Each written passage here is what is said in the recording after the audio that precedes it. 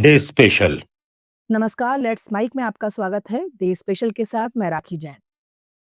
कुछ लोग इतिहास में नारे बनकर नहीं आते, वो आंकड़ों में आते हैं, नीतियों में आते हैं और धीरे धीरे देश की धड़कन बदल देते हैं। 26 दिसंबर आज हम याद करते हैं भारत के ऐसे प्रधानमंत्री को जिनकी आवाज भले धीमी थी, लेकिन जिनके फैसलों की गूंज आज भी देश की अर्थव्यवस्था में सुनाई देती है। डॉक्टर मनमोहन सिंह एक अर्थशास्त्री, एक प्रशासक और एक ऐसे नेता जिसने सत्ता को शोर नहीं, संयम से जिया।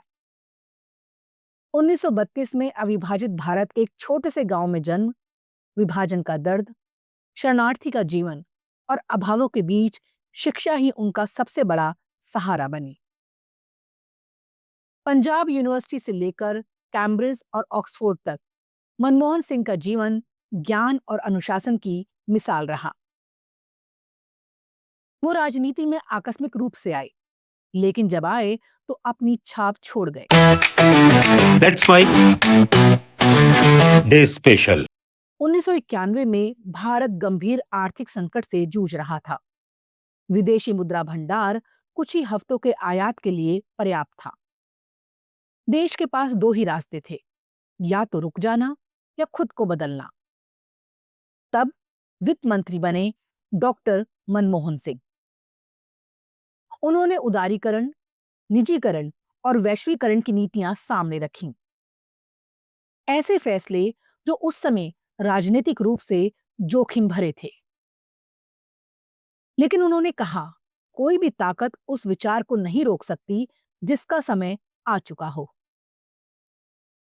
यहीं से नए भारत की अर्थव्यवस्था ने सांस लेना शुरू किया। लाइसेंस राज टूटा, निजी निवेश बढ़ा, विदेशी पूंजी आई और भारतीय बाजार दुनिया से जुड़ गया। आईटी सेक्टर, बैंकिंग, टेलीकॉम और सर्विस इंडस्ट्री सब ने उड़ान भरी। भारत बंद अर्थव्यवस्था से एक उभरती वैश्विक शक्ति बना। इन सुधारों का श्रेय किसी एक सरकार को नहीं, लेकिन उसकी नींव मनमोहन सिंह ने रखी। 2004 में मनमोहन सिंह प्रधानमंत्री बने। ये पहली बार था जब कोई अर्थशास्त्री देश की सर्वोच्च राजनीतिक कुर्सी पर बैठा। उनके कार्यकाल में भारत ने लगातार आर्थिक वृद्धि देखी। सूचना का अधिकार, मनरेगा, शिक्षा का अधिकार, खाद्य सुरक्षा, ये योजनाएं सामाजिक न्याय के विस्तार का प्रतीक बनी। पर वे सत्ता को प्रदर्शन नहीं, जिम्मेदारी मानते थे। उनकी शैली हर किसी को पसंद नहीं आई। कई बार कहा गया वो कमजोर प्रधानमंत्री हैं। कई फैसलों पर उनकी चुप्पी को कमजोरी समझा गया। लेकिन मनमोहन सिंह टकराव से नहीं, संवाद से शासन करते थे। वो मानते थे लोकतंत्र में संस्थाएं व्यक्ति से बड़ी होती हैं। आज जब राजनीति अधिक आक्रामक और व्यक्तिवादी हो गई है, उनका संयम और भी अलग नजर आता है। मनमोहन सिंह के दौर में भारत की वैश्विक छवि बदली। भारत अमेरिका परमाणु समझौता एक ऐसा कदम जिसने भारत को वैश्विक सामरिक मंच पर नई पहचान दी।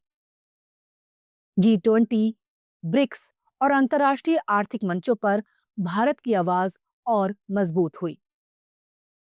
ये सब बिना शोर के, बिना भाषणों के हुआ।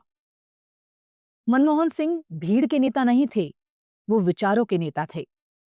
वो सत्ता से ज्यादा संस्थाओं में विश्वास रखते थे, राजनीति से ज्यादा नीति में। उनकी सबसे बड़ी विरासत यही है, लोकतंत्र शोर से नहीं, स्थिरता से चलता है। 26 दिसंबर डॉक्टर मनमोहन सिंह की पुण्यतिथि। आज जब हम तेज फैसलों, ऊंची आवाजों और तात्कालिक राजनीति के दौर में हैं, मनमोहन सिंह हमें याद दिलाते हैं कि देश निर्माण एक धैर्यपूर्ण प्रक्रिया है। डे स्पेशल में फिलहाल इतना ही। देखते रहिए, सुनते रहिए लेट्स माइक। नमस्कार। आप सुन रहे थे let's mic more than radio. Follow कीजिए हमें हमारे सोशल मीडिया